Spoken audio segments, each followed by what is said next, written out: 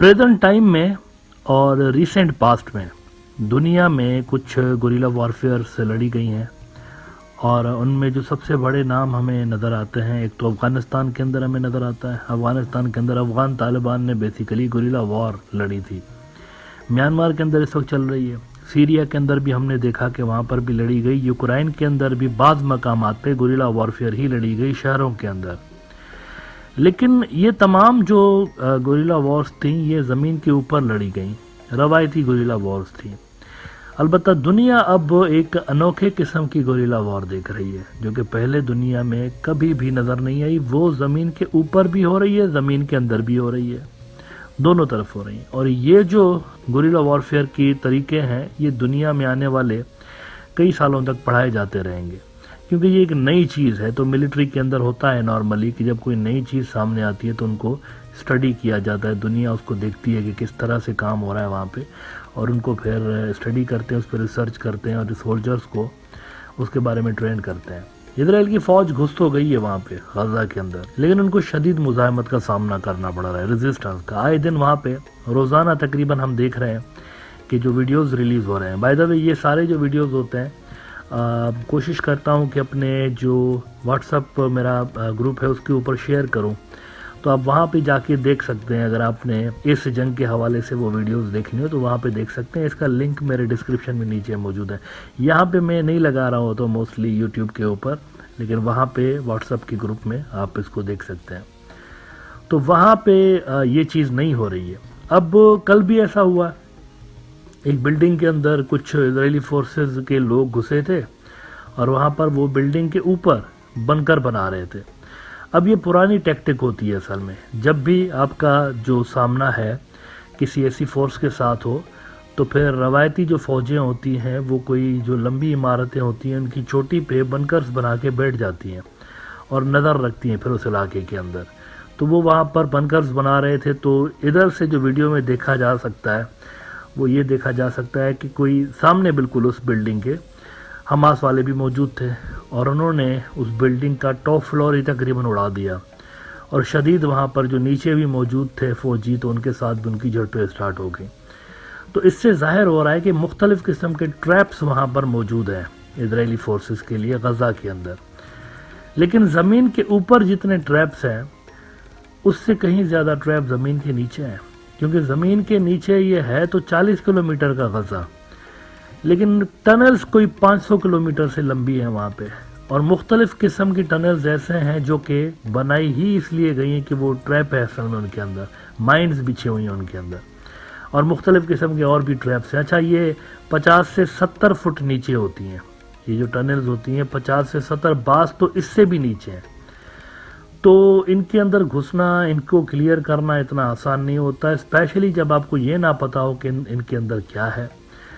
America ने anti bunker missiles दिए हुए हैं इजराइल को, लेकिन उनको इस तरह से इस्तेमाल नहीं किया जा सकता। इसकी बहुत बड़ी वजह है, वो भी मैं आपको बताता हूँ। एक नई रिसर्च सामने आई है, बड़ी इंटरेस्टिंग रिसर्च है।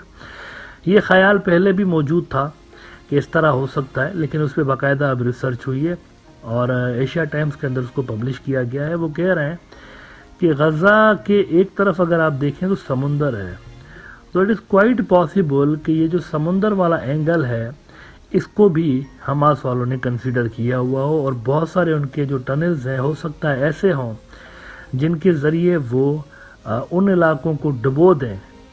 यानी टनल्स नीचे से समुंदर के साथ लिंक्ड हैं, और फिर जब कोई इलाका उनके हाथ से चला जाए और वहाँ पर इजरायली फोर्सेस का कब्ज़ा हो जाए तो उन टनल्स का जो लिंक है मेडिटेरियन सी के साथ हमास वाले उनको उड़ा दें, ताकि पानी टनल्स के ज़रिए ऊपर आ जाए और वो जो सारा का सारा एरिया है वो डूब जाए समुंदर के पानी के अंदर।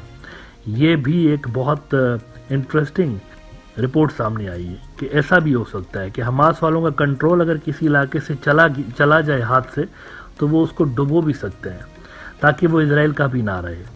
और इसी वजह से कहा जा रहा है कि एंटी बंकर जो मिसाइल अमेरिका ने इजराइल को दिए हैं वो यूज़ नहीं किए जा सकते, क्योंकि क्या पता कि मिसाइल लगे और पता चले उधर से पानी निकल आए। It is also quite possible, क्योंकि ये बिल्कुल गजा किनारे पे है ना। ऐसे वाक़यात भी रिपोर्ट हुए हैं कि जिसके अंदर बताया गया है कि इजरायली फोर्सेज टनल्स के अंदर घुसी اور پتہ چلا کہ وہ پیر پڑ گیا ادھر ان کا مائن کے اوپر، اور وہ جو مائنس تھی ان کے اکوپمنٹس میں ڈیٹیکٹ نہیں ہوئی، پھٹ گئی ایسے ہی. تو اس کے نتیجے میں سولجرز کے ہلاک ہونے کی خبریں بھی سامنے آتی رہی ہیں پچھلے دنوں میں. بہت ساری ٹنلز ایسی بنی ہوئی ہیں جو کہ صرف ٹریپ ہی ہیں، ان کا کوئی کام نہیں ہے.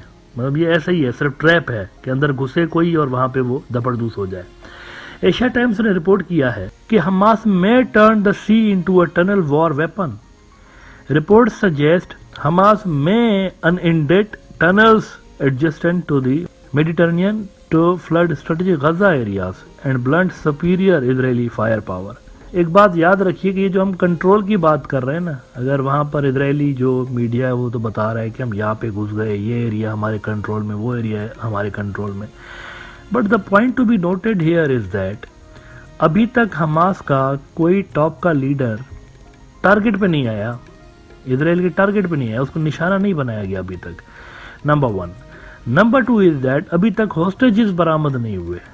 تو یہ دو مین فیکٹر ہیں، یہ اسرائیل کے مین آبجیکٹیوز ہیں اصل میں اس جنگ کے اندر. وہ جو گھسے ہیں نا، تو یہ تو پبلک تو ہے ہی ہے، مطلب پبلک کے اوپر تو بمباری کر ہی رہے ہیں. ایک پرسیپشن قائم ہوتی ہے اس سے کہ بہت سخت قسم کا ہم جو حملہ کر رہے ہیں. لیکن ملٹری ایسپیکٹ سے، پیورلی اگر آپ ملٹری ایسپیکٹ سے دیکھیں تو ان کے دو آبجیکٹیو ہیں، حماس کی لیڈرشپ کو ٹارگٹ کرنا اور ہاسٹیجز کو چھڑانا. دونوں آبجیکٹیوز حاصل نہیں ہوئے، مہینہ ہو گیا ہے، مطلب مہینے سے کافی زیادہ ہو گیا، 5 ہفتے ہو گئے، دونوں آبجیکٹیوز حاصل نہیں ہوئے. اس کا مطلب کیا ہے؟ اس کا مطلب یہ ہے کہ ابھی تک غزہ کے اوپر کنٹرول نہیں ہوا ان کا. اگر ان کا کنٹرول ہوتا تو یہ آبجیکٹیو تو حاصل کر لیتے نا، وہ نہیں ہوئے. اور اوپر سے پھر یہ بھی ڈیٹیلز آ رہی ہیں کہ ٹنلز میں گھسیں گے تو پتہ چلا وہ پانی سے بھری ہوئی ہوں. یہ ذرا دیکھیے آپ، تصویر ایک سرکولیٹ کر رہی ہے، اس کو ایشیا ٹائمز نے بھی پبلش کیا ہے. آپ دیکھ سکتے ہیں کہ اس میں نیچے پانی ہے. تو یہ پانی کیا شو کر رہا ہے؟ مطلب یہ ایک انڈیکیشن دے رہا ہے کہ کہیں نہ کہیں پہ سمندر کا لنک ہو سکتا ہے کہ اس میں ہو. مزید وہ بتا رہے ہیں کہ according to what if memo prepared by the New Delhi based think tank امیگ India, Hamas could potentially create a sea-water flood in Gaza by remotely exploding a bomb on the Mediterranean coast, ETV Bharat reported. Indian think tank ہے لیکن بڑی پتے کی بات کی ہے انہوں نے کہ کہیں ان کے ہاتھ سے جو چیز اگر نکلے گی نا تو وہ کہتے ہیں نا ہم تو ڈوبیں گے صنم، تم کو بھی لے ڈوبیں گے. تو کہہ رہے ہیں ایسا ہو سکتا ہے کہ پھر وہ ڈوب ہی جائے علاقہ ان کے ہاتھ سے جائے تو. The reports notes that Hamas tunnels are on verge of 50 feet under Gaza land, but they can also be dug at a depth of just 3 to 4 feet underground to link to the Mediterranean Sea coast. It says if Israel pushes deeper into Gaza, the seawater will rush in via the tunnels and flood the low-lying areas, creating a marshy belt around 4 kilometers, making it virtually impossible for Israeli trucks and tanks to move. تو یہ سارے جو factors ہیں جس وجہ سے نیتنیاہو نے بھی غالباً اسی وجہ سے اس دن کہا کہ ہم جو سمجھ رہے تھے اس سے زیادہ ٹائم لگے گا یہاں پہ. تو غالباً ان کو شاید یہ نئی ریئلٹیز کا پتہ چلا ہے کہ اندر تو بہت کچھ باقی ہے، ابھی تو بہت کم سرپرائزز سامنے آئے.